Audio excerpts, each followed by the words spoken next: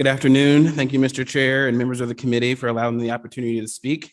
My name is Terrence Wilson. I'm the Regional Policy and Community Engagement Director for IDRA. We are an independent, nonpartisan education nonprofit committed to achieving equal educational opportunity for every child through strong public schools.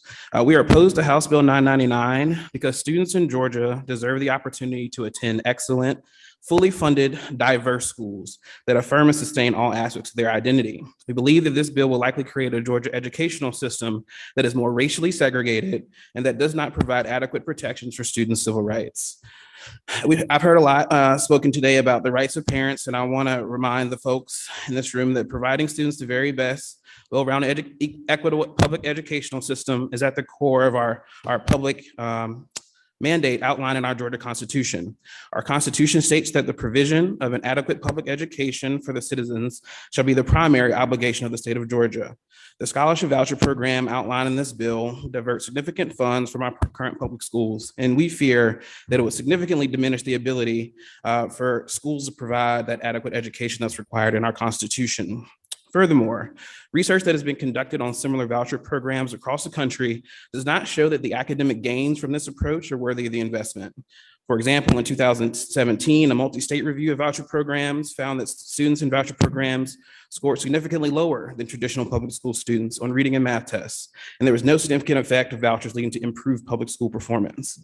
In fact, in some states who have tried this voucher program, students in voucher programs have had negative effects on student achievement, with students enrolled in the Louisiana scholarship program increasing their chances of failing math by 50%, and students in Indiana using vouchers to attend private schools consistently scoring lower on reading and math tests.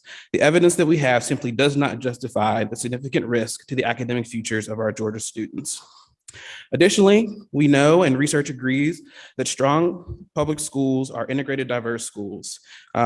We know that programs like this can increase racial segregation, and we know that right now, white students are significantly overrepresented in private schools, while Black and Latino students are significantly underrepresented. I'll leave you with one final set of statistics for the current way that our private schools look.